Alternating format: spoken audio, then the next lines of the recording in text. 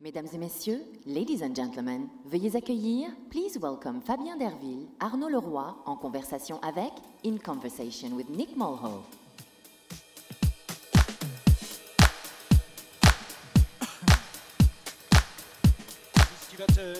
Allez.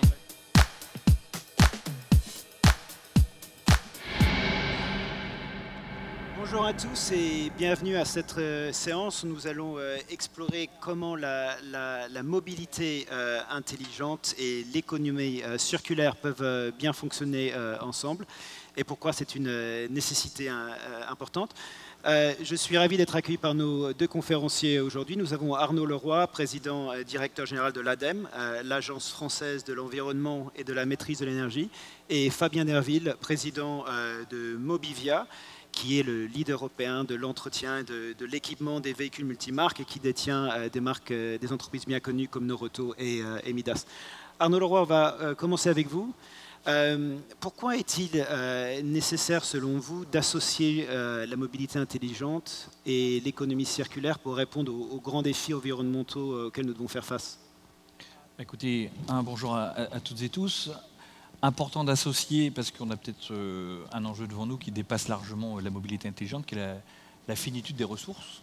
Donc on voit très bien le débat qu'on peut avoir sur les batteries, par exemple, les composants des batteries, et qui est une des données importantes, je pense, de la mobilité intelligente. On a la question du numérique, dont on connaît aussi l'impact environnemental et énergétique.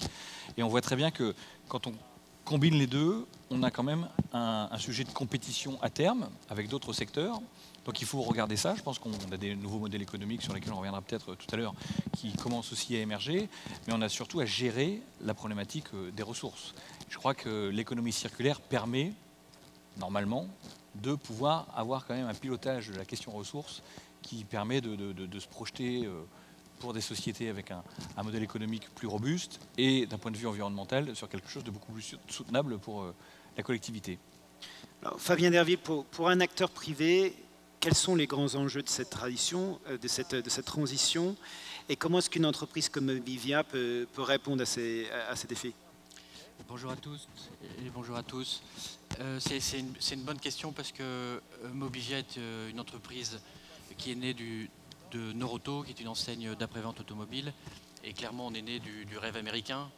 La voiture, objet de liberté et objet social aussi. La croissance s'est faite très clairement, peut-être un peu de performance, mais parce que l'augmentation du nombre de véhicules et du nombre de kilomètres par véhicule était toujours croissant. Et donc, voilà, ça c'est nos origines. Voilà. Ouais. Aujourd'hui, il y a la question de la contribution d'une enseigne comme la nôtre. Toute privée qu'elle est, elle doit trouver son sens. Elle doit travailler sa raison d'être.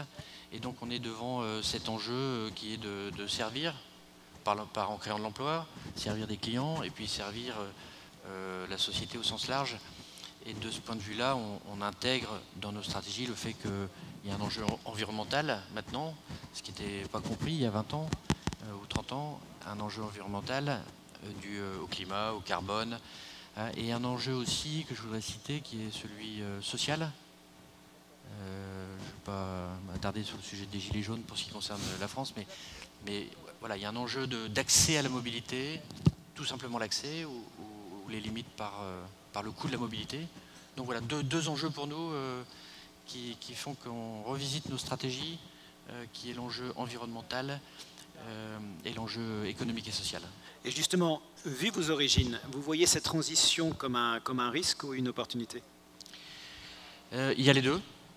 Je trouve que la période est fantastique. Ça laisse beaucoup d'opportunités à chacun dans l'entreprise ou en écosystème de prendre des initiatives pour adresser différemment les problématiques. La mobilité, c'est ultra noble, c'est finalement générateur de liens entre les personnes. Donc l'objectif, c'est rendre les gens le plus mobiles possible, mais en travaillant le fait qu'il y ait le moins d'impact possible sur le plan environnemental et social. C'est une opportunité. Arnaud Leroy, on entend souvent parler d'économie circulaire. C'est un terme qui est souvent utilisé de façon assez généraliste et pas toujours très clairement défini. Quelles sont selon vous les dimensions principales de l'économie circulaire? La dimension principale, on va dire le principe qui sous-tend, c'est ce que je vous disais tout à l'heure, c'est la question de la ressource, donc d'avoir cette boucle et surtout de proposer un modèle alternatif à l'économie actuelle qui est quand même basé malgré tout sur du jetable. Et on le voit quand on regarde l'automobile dans les décennies précédentes. Hein. Donc on se souvient tous des casses, on ne parlait pas du tout de recyclage ou de réusage ou de réemploi de certaines pièces de seconde main, ce qu'on voit aujourd'hui. Les obligations qui sont aujourd'hui posées par rapport au recyclage aussi des véhicules qui sont mis sur le marché en fin de vie. Donc on voit qu'on a évolué et c'est l'économie circulaire, l'émergence de ce nouveau modèle économique basé, sur le fait d'avoir une ressource dont on peut garder parfois aussi la possession et c'est ça qu'on vend comme service ou comme bien tout en gardant, en louant plus qu'en vendant d'ailleurs. Donc c'est le contre-modèle de ce qu'on a appelé l'économie linéaire. Donc c'est ça, c'est un peu rapide comme définition. En tout cas, c'est vraiment cette notion de boucle. Une ressource chez l'un peut être un déchet pour l'autre, et à l'inverse, le déchet de l'un devient la ressource de l'autre. Donc on essaie aussi d'organiser, ça demande de l'innovation, pas simplement technologique, c'est l'innovation aussi organisationnelle, donc par rapport à la planification et les endroits où on peut justement parfois implanter des structures qui peuvent se compléter. Donc c'est l'écologie écologique industrielle, comme on appelle ça, territoriale, pardon. L'EIT, on travaille beaucoup, nous, sur ces sujets en France, à la demande des gouvernements successifs d'ailleurs, hein, pour justement travailler en boucle et permettre cette économie circulaire, donc le côté, le déchet de l'un devient la ressource de l'autre, et surtout avec un impact limité sur la prise de matières neuves. Donc ça, c'est un élément important. On voit très bien qu'on doit toujours parfois rajouter quand même de la matière vierge, donc neuve, dans la construction de certains types d'équipements. C'est aussi l'économie circulaire, l'éco-conception, donc utiliser moins de matière pour fabriquer ce fauteuil, cette table. Et on le voit, c'est des éléments qu'on a pu aussi pousser avec l'ADEME et parfois des partenaires industriels pour justement limiter la ressource, l'utilisation de la ressource et donc l'impact carbone. Parce que c'est ça le sujet, c'est aussi prendre en considération l'ensemble des analyses de cycle de vie des biens, de la façon dont on construit, pour être le plus neutre en carbone. Donc l'économie circulaire, c'est à la fois donc vraiment on va dire créer des produits qui soient plus durables et donc le lien avec l'éco-conception, mais aussi un changement de business model. Donc Fabien Derville, comment est-ce que les entreprises dans le secteur de l'automobile peuvent-elles contribuer justement à une économie plus circulaire? Est-ce que vous pouvez nous donner une idée des innovations qui se déroulent à présent? Deux chapitres, celui de diminuer l'impact, l'impact de la voiture quand elle roule. C'est pour nous vendre des produits qui soient plus conformes et moins impactants. C'est donc les enjeux sur le polyester, c'est les enjeux sur le carton. On supprime dans la chaîne de valeur beaucoup de consommation de carton. En 2018, par rapport aux années précédentes, c'est 80 tonnes. Voilà, c'est une petite goutte d'eau, mais pour nous, ça fait sens. C'est recycler. On a créé, il y a 20 ans déjà, 21 filières de recyclage de déchets, dont certains sont réserves pour la fabrication des voitures, la batterie. On a des filières de recyclage par ligne de produits qu'on réutilise pour faire de nouveaux produits avec nos fournisseurs. Et une autre partie de recycler, c'est de réutiliser. On traite les pneus. Soit on fait des routes avec les pneus, soit on fait des roulettes. Les roulettes de poubelle, c'est avec des pneus usés. Donc réduire, recycler, réutiliser, c'est le chapitre qui vise pour nous à diminuer l'impact de la mobilité en voiture. Et puis rendre accessible, et là c'est un enjeu d'innovation. Et donc on investit dans de nouveaux métiers qui visent à faire apprendre aujourd'hui et demain par la viralité, c'est quelque chose qui va s'installer. Voilà, on peut se déplacer autrement. On s'est lancé très très tôt dans l'autopartage, très très tôt dans le covoiturage. On est maintenant sur le vélo partagé. Voilà, donc l'économie circulaire, c'est aussi dans la chaîne de déplacement qu'elle peut se situer. Et donc on a deux stratégies, diminuer l'impact et augmenter l'accessibilité par la mobilité intelligente et durable. Donc justement, au niveau d'améliorer l'accessibilité, parlons un peu de mobilité intelligente. Arnaud Leroy, pour vous, c'est quoi la mobilité intelligente? Écoutez, si on est dans la même veine de la discussion qu'on vient d'avoir par rapport à la finitude de la question ressources de la planète, la mobilité intelligente, c'est déjà celle qu'on peut parfois éviter. Donc la question de la planification spatiale, l'articulation du territoire, elle est aussi très importante quand vous abordez la question de la mobilité. Donc la mobilité intelligente, c'est celle qui impacte le moins, celle qui répond à des besoins. Et tout à l'heure, on évoquait plusieurs fois la question sociale. On voit très bien que dorénavant, la mobilité, en tout cas, c'est les conclusions auxquelles nous arrivons avec plusieurs études, est devenue très très importante, beaucoup plus que par le passé, par rapport à l'accès au marché de l'emploi, l'accès au bien-être. Dans une société qui vieillit, il faut aussi se préoccuper, on va dire, de la possibilité pour les personnes d'avoir accès à des centres de soins qui sont parfois disséminés, qui se raréfient sur certaines parties du territoire, notamment en France. Donc la mobilité intelligente, c'est celle qui va répondre avant tout à ces besoins, des besoins identifiés qui évoluent. Après, vous avez la question technologique. Donc on était ce matin dans un atelier mobilité intelligente par rapport aujourd'hui aux véhicules autonomes dont on entend beaucoup parler. On va voir comment ça se développe. Mobilité intelligente, la question du véhicule électrique, du véhicule au gaz vert, qui est peut-être plus adapté dans d'autres. Donc pour moi, la mobilité intelligente, c'est celle qui, accepte différents modes, d'être complexe et en même temps de se compléter. Donc ça peut être de la voiture d'un côté, de la mobilité douce de l'autre, du vélo, de la trottinette, comme on en parle beaucoup actuellement en France, des solutions collectives. Je pense qu'il faut aussi repartir de ça. Et je répète ce point-là, une mobilité qui impacte le moins les ressources. Et donc la question du réusage, réemploi, recyclage, le fait aussi de reformater certaines choses, de pouvoir retravailler, les prolonger en termes de vie, la durabilité, c'est un élément aussi très important de l'économie circulaire. Et dernier point sur lequel je veux intervenir, c'est sur l'économie circulaire, il y a un élément important, c'est que c'est quelque chose de rentable.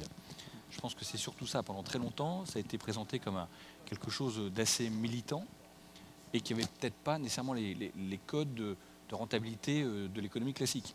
Sauf qu'on voit aujourd'hui que, c'est un gage de compétitivité, surtout quand on parle de questions éco-conception par rapport à la ressource, et de pérennité pour beaucoup de structures, de sociétés. Donc ça, c'est des éléments importants. Donc la mobilité intelligente, vous voyez, pour moi, c'est quelque chose d'assez englobant. Alors, Fabien Derville, vous avez créé VID, à travers lequel vous financez plusieurs startups dans la mobilité intelligente. Est-ce que vous pouvez nous donner un peu des idées, des modèles qui peuvent nous permettre d'accélérer la transition vers la mobilité plus intelligente, plus efficace? Alors on a créé un fonds d'investissement qui s'appelle VID. On a créé ça en 2009, donc on était très tôt sur l'idée qu'il fallait inventer des pratiques alternatives à l'automobile d'aujourd'hui. L'automobile d'aujourd'hui, elle est thermique, elle est individuelle surtout. Donc on est actuellement onboardé dans 18 projets à des niveaux différents d'opportunités et de risques. Le plus souvent, on essaye de laisser le leadership au fondateur, parce que c'est le porteur du projet qui va réussir mieux que les autres à rendre l'entreprise performante. Voilà, on adresse différents sujets, un peu en tâtonnant, parce que finalement le secteur de la mobilité alternative à ce qui existait hier, c'est encore un patchwork ou un popcorn. C'est tous les jours, il y a une grille de lecture stratégique qui peut être différente. On voit la location de voiture, il y a 10 façons, il y a 10 modèles aujourd'hui émergents qui adressent la question du véhicule de location. Et donc voilà, on apprend, on est sur le véhicule connecté qui peut jouer sur la longévité du véhicule existant. On est sur le vélo partagé, on est sur le car sharing, on est sur l'intelligence de traitement des données dans une ville pour améliorer la circulation. Voilà. 18 entreprises qui sont situées un peu partout dans le monde et qui nous donnent une bonne courbe de compréhension de cet écosystème nouveau, entrepreneurial et économique, en émergence. Et probablement que ce qui se passe chez VIA impacte le core business sur la nécessité de bouger vite, au risque de disparaître. Alors, la mobilité intelligente, ce que vous avez dit vraiment plus ou moins tous les deux, c'est que ce n'est pas seulement une question technologique. Il y a aussi une question d'évolution des comportements, d'évolution des usages qui va être absolument nécessaire pour que les nouvelles technologies soient déjà acceptées et bien utilisées. Comment est-ce que vous pouvez vous y prendre qu'est-ce que vous faites en ce moment pour essayer d'engager les consommateurs et de les aider à évoluer leur comportement? Alors, de ce point de vue-là, ma lecture est opposée à votre question. Ouais. C'est que je pense que l'utilisateur apprend plus vite que pourrait apprendre l'entreprise. D'accord? Donc, à nous de coller beaucoup plus aux pratiques et à la compréhension des comportements qui existent déjà. Il y a une lame de fond, on ne la voit pas forcément, mais il y a une lame de fond qui fait dire que finalement la génération qui suit et celle encore après a compris beaucoup plus de choses que l'entreprise a comprises. Et donc, j'allais vous demander, est-ce qu'il y a une question de génération ici? Est-ce que justement, c'est ce qu'on appelle souvent les millennials, oui, qui ont clairement envie d'aller vers le car sharing, le vélo partagé? Est-ce que c'est plus une question générationnelle et vous voyez ça comme un changement qui va presque se faire tout seul au niveau de l'évolution des usages? Générationnel, c'est sûr. Je ne crois pas au ou, mais je crois au et. Donc la voiture existera toujours. Il y a une question géographique et sociale. Parce qu'en ville, on peut avoir de nouvelles pratiques, mais quand on est en campagne et qu'on doit faire en moyenne 60 km pour trouver un travail ou pour travailler et réinvestir chaque mois 20% de ses ressources pour la mobilité qui permettent d'aller au travail, voilà, il y a des enjeux qui sont complètement différents. Donc en fait, il y a quelque part une fracture. Le paradoxe, c'est que l'automobile est né du fait que la ville s'est étalée. Oui. On a eu besoin de voitures, d'accord. Et aujourd'hui, il y a un enjeu de concentration pour certains et puis de mise à l'écart pour d'autres. Oui. Donc voilà, il y a un enjeu qui est lié aux nouvelles générations, nouvelles pratiques, mais aussi un enjeu social qui est qu'il y a deux besoins différents, celui qui est en ville et celui qui est hors de la ville.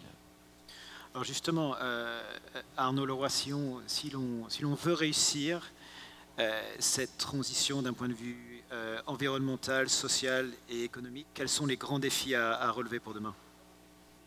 Les grands défis, ce que disait Fabien, est assez intéressant sur le côté, les changements qui sont en train d'être opérés, par exemple, l'urbanisation galopante à l'échelle du monde, y compris dans nos sociétés occidentales. On voit très bien les villes regrossir, en tout cas certaines d'entre elles, d'autres s'effondrer.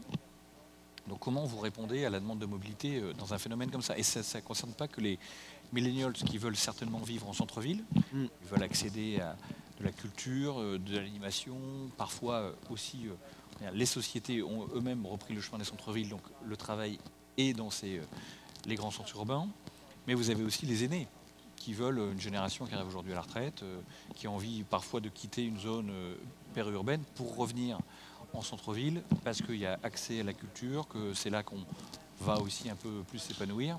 Donc voilà, ça, quelle réponse de mobilité vous donnez à ce mouvement-là qu'on observe à l'échelle mondiale? Donc c'est sûr qu'on voit que la possession classique d'une voiture individuelle, avec en même temps des limites qui font que les hommes politiques, et femmes politiques, prennent beaucoup de mesures pour limiter les voitures en ville, limite, on va dire, la mobilité classique.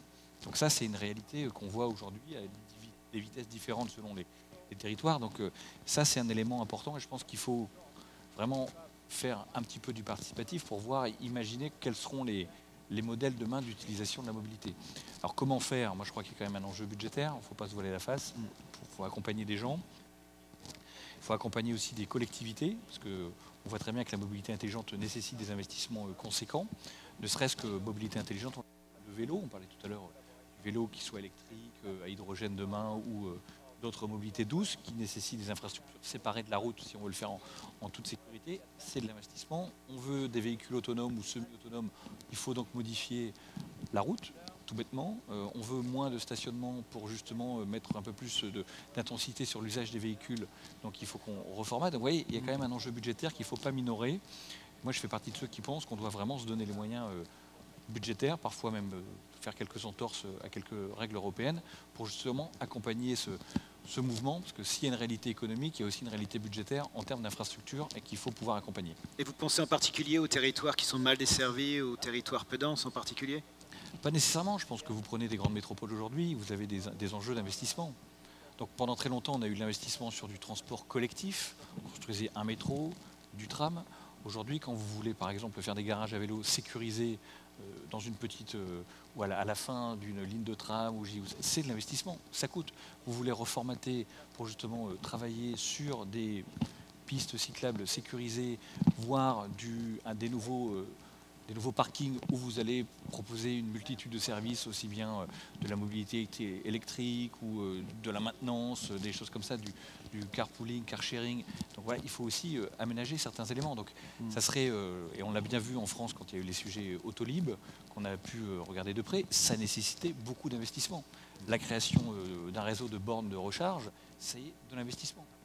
Donc ça, il faut pouvoir l'accompagner. Si on veut vraiment installer cette question mobilité durable et qu'elle soit acceptable et partagée, que ce ne soit pas simplement quelque chose de centre-ville à destination d'une population aisée, il va falloir faire des investissements. Nous, on est bien placés pour savoir tout ça. À l'ADEME, on a accompagné le déploiement des bornes électriques en France. C'est l'ADEME qui a porté ça à l'échelle nationale. On est allé encore inaugurer des bornes dans l'Ariège il y a peu, donc territoire assez rural dont on pourrait croire qu'il n'y a pas d'appétence pour la mobilité électrique. Si, on a réussi et ça fonctionne très bien, notamment du côté de Foix. Donc on voit très bien qu'il n'y a pas de zone blanche, l'expression française consacrée, par rapport à la mobilité innovante, intelligente et durable et acceptable socialement. Alors du côté du secteur privé, de quel soutien avez-vous besoin pour accélérer cette transition? Est-ce qu'il y a une évolution nécessaire au niveau du cadre réglementaire ou des interventions de pouvoir public qui pourraient vraiment faciliter la transition? En préalable, pour répondre à la question, je voudrais rebondir sur ce que vous venez de dire. Il y a vraiment un enjeu de rendre la mobilité accessible au bout du doigt. Hein. Il y a des opportunités. Il y a un grand enjeu autour de ce qu'on appelle la mobilité as a service. Quels sont les opérateurs, peut-être ville par ville ou au niveau mondial, qui vont apporter cette réponse à permettre à chacun d'aller d'un point A à un point B en passant par plusieurs façons de se déplacer. Donc ça c'est la première chose. Deuxièmement, c'est l'accès par le prix, par le coût, pardon. Et donc ça c'est quelque chose qu'il faut intégrer. Donc oui à l'évolution des infrastructures, etc., mais pas à n'importe quel prix, parce que in fine, c'est le citoyen qui va devoir payer. Et il faut qu'elle soit accessible, cette mobilité. Ce dont on a besoin, c'est encore plus d'innovation. On est là au début d'une grande courbe d'accélération d'innovation. Et dans quel domaine en particulier l'innovation? Est-ce qu'il faut se focaliser sur 2 ou 3 axes majeurs ou... Alors, l'innovation, elle peut exister. Il y a tellement de possibilités d'ouvrir le champ de l'innovation. Très spontanément, je dirais qu'elle est principalement technologique, tech. Et puis peut-être les grands modèles d'infrastructure qui permettraient de passer du moteur thermique au moteur électrique ou quelque chose s'apparentant à ce qui sera plus le thermique en tout cas. Donc ça c'est des grands enjeux qui touchent à l'innovation. On a besoin de coopérer avec les pouvoirs publics, c'est un enjeu de privé-public hein, pour associer les forces. On a besoin de coopérer entre les entreprises, parce que toutes les entreprises n'ont pas les briques et peut-être pas les moyens et peut-être pas le temps. Et donc à plusieurs, on peut faire les choses autrement. Il y a un enjeu de réglementation là que les pouvoirs publics doivent adresser. Les trottinettes, c'est génial, oui. Mais sur le plan de la sécurité, sur le plan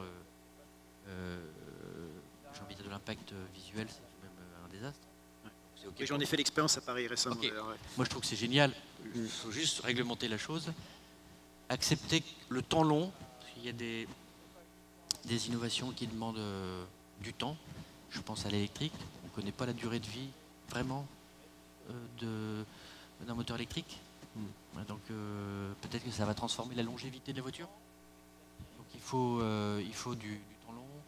Voilà, c'est un enjeu de coopération. Alors qui plus est pour un acteur privé, on est des petits acteurs, il faut savoir d'où on vient.